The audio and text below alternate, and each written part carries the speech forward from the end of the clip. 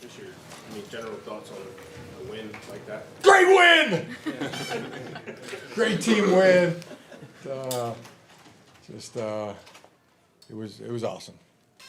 What was the conversation on the sideline when the Bengals came back and tied the game up? What was your message to the team there? Respond. Just because we lost the momentum didn't mean they had it, and we're gonna get it back.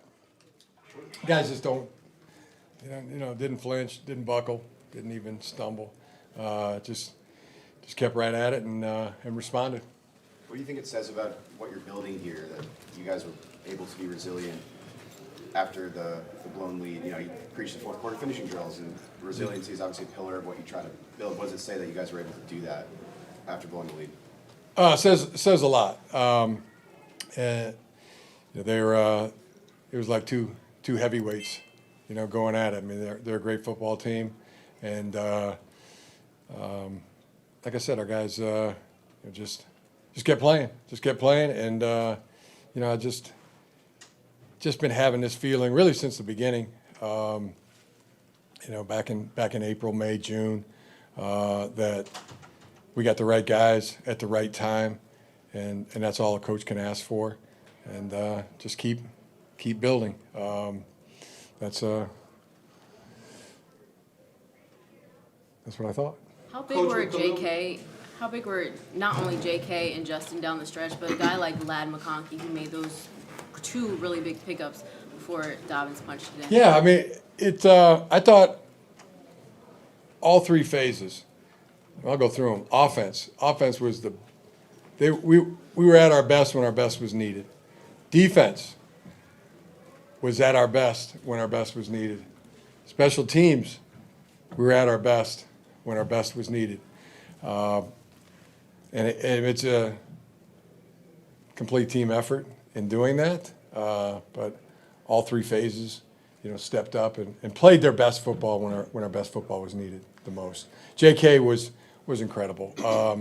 The touchdown run, the run early in the second half, that ended up setting up the field goal. I mean, that was a no gain or a 1 yard loss, and spun out of it Walter Payton style, and got a great big first down for us. So guys just stepping up. Ladd, Justin, Dayon, Joey, Chris Fulton. I mean, guy after guy after guy. When our best was needed, they were at their best. Coach, a guy talking about guys being out, Khalil Mack out tonight, but a guy like Derwin James, I just talked to him in a locker room. Right, exactly, right. Just a total football player, says he's healthy again from the injuries. Can you just speak what it's like when you got a guy like Khalil out and a guy like Derwin says, no problem, I got you, coach. Number 3 was just all over the field and 10 tackles, a TFL and half a sack. It's every game. I mean, we got. When I say we got the right guys, I mean he's at the top there. I mean he can not only do his job, but he'll make up for he's like a cleaner, an eraser, a fixer, and kind of guy that Khalil Mack is, Justin Herbert is, Joey Bosa is, J.K. Dobbins, they're that kind of teammates, superstars, but just can't say enough about Derwin James, and been saying it since 1.5 practices in back in. I never been around a guy like him, and I'll usually say it like, hey, there's nobody loves football more, or nobody has more passion, that you're saying it like that. There's some ties along the way, but he's I've never met a guy who loves football as much as him, or is a better teammate. He's the best. He's the best I've ever been around as a player or a coach. Just complete respect. And when I say football player, that's what I'm thinking right there. I mean, Derwin James Jr., football player. Last week, As a guy who can appreciate good quarterback play, what was it like in the national spotlight to see Joe and Justin just doing their thing? Yeah, they. I could tell with Justin, it was in pregame. I mean, and I mean, I'm around it every day, but it was. I mean, every ball. I mean, tight. It was coming out so good, so accurate. Just could feel it and see it that he was going to have a big night for himself. What did you see from the offense in the second half? When you guys slowed down a little bit? Yeah, just we were at our best when our best was needed. That's what I saw. I had our thought it was whether it was the offensive line, J.K. in protection too. I mean, look at some of the chips in this ball game. It was big time. Lad, saw him getting open darn near every play. Justin made some amazing throw. Will Dissly, had a big game. Quentin had a big game. Josh Palmer made some incredible clutch catches. So yeah, that's what I saw. Clutch, never flinched. We're at our best when our best was needed. The Last decision week- to show players on Friday kind of what was out there in the media about like not being able to play against a good quarterback, not being able to beat a good team, they kind of just spoke to how that fired them up. And they don't usually read the media, but you brought that to them or shared that with them. Can you explain the decision and why you wanted to do that and the reaction you saw from your players? Yeah, just that we got the right guys at the right time. I've been to this movie a few times, so I know what it looks like. And yeah, there's nobody we'd rather have, no other defense we'd rather have than our defense, no other offense than we'd rather have than our offense, no other special teams unit, kicker, punter, snapper. I mean, we just feel like we got the right guys at the right time. Last week, we spoke about Justin making big plays in the air and on the ground, and almost to continue that conversation, he led this team in rushing today. And some of those big plays on the ground in the first half led to touchdowns. What did you see out of his play on the ground? Yeah, phenomenal. It really, that was ignited us, got us going. Picked up huge chunks on the ground. I think one was a 30-yarder. Really, all those drives, all those touchdown drives, he was generating, through his arm and with his running ability. Coach, you guys dominated in the first half in all three phases. Second half, you guys were able to withstand Cincinnati's, comeback, and then you guys stayed poised. What can a win like this do to, how can a win like this propel you guys the rest of the season? Yeah, I mean it'll be onto the Ravens now. That's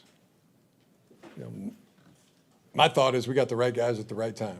And I think if I think guys in the locker room believe that deep down, and this, if they haven't, then if they weren't sure or they weren't convinced, I would present this as Exhibit A to them. So we'll move on with humble hearts and just keep building and understanding this is a 1 week league, but couldn't be more proud. And as I said, I mean, it's all you can ask for as a coach. Get the right guys at the right time. Coach, speaking of the Ravens coming up next, we all know the connection there, you and your brother. Yeah. I know the saying, it's always just another game, but it is an AFC big-time game. They lost today, you guys won. But you and your brother going at it again, just some of the emotions, some of the thoughts of being blessed to be able to coach against your brother at the top level of football. Yes, I mean, it usually hits me about 6 hours after a game. I'm just going to enjoy this one, but maybe it'll hit me at about the 4 or 5 hour mark. John Harbaugh, coached football team, the Baltimore Ravens. I mean, they're as tough as they come in terms of competitors. Been watching Lamar up close. I mean, he's a competitor at the highest level. And there's a bunch of them on the Ravens, and I know my brother. It's just, he just pulls it out of you. He's so tough that just demands that you measure up. So I'm sure those will be the thoughts hitting me here in a few hours. Kind of one of those you've been waiting 11 years for? No, I wouldn't say that. I mean, everything I just said is what I think.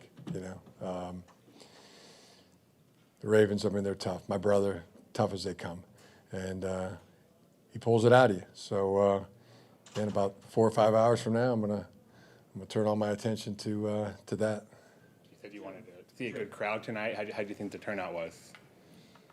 Oh, thanks for asking. I'd better. It was last week. I thought it was, really, really good. Definitely better than the week before that. This week was better than last week, and hopefully next week will be even better. But I hope it is. Think it is. I mean, we just want to put the kind of football out there that people get excited about, and I thought our fans were excited about it. Watching this team. So we just keep.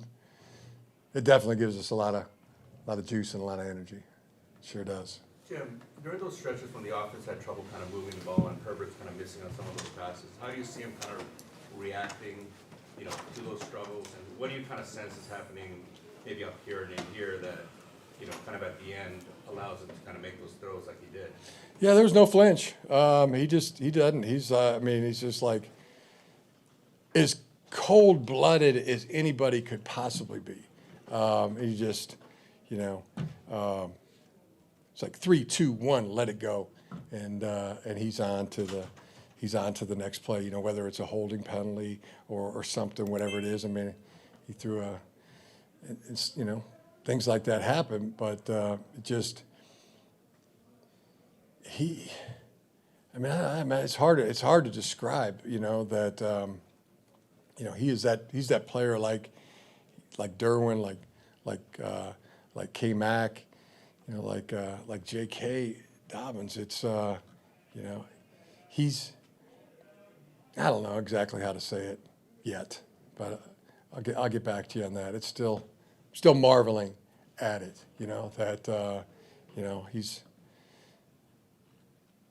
Yeah, there's something there. I mean, it's just I don't know. I can't put my finger on it. It's not of what my understanding, is how he does it. The kind of fierce competitor he is, but yet, there's a real genuine confidence he has in his ability and his teammates' ability. He's not looking for, like calls or, from the officials or, he's just looking to do. I'll try to be more articulate about that, but it's just something I just don't understand, my comprehension, being around. It's like being around greatness every day. With him, so yeah, exactly. How he's able to do it. I mean, he's a superstar. You called him Beast last week. You got a new nickname for him this week? No, I don't. I'm at the point where I'm out of adjectives to describe him. He's incredible. He is incredible. I know the play ended in a fumble, but what was it like seeing your quarterback flatten the Bengals defender there? I mean, physical run. I mean, running backs can make that type of play and bowl someone over, but it's rare to see that from a quarterback. Yeah, it's otherworldly, It's something. It's like being around greatness. Something where you maybe stress ball security a little bit more. No, I am not. No, just go play. I will I think the best thing I can do is not make him a victim of overcoaching, and just go have at it. Go let it rip. He's great.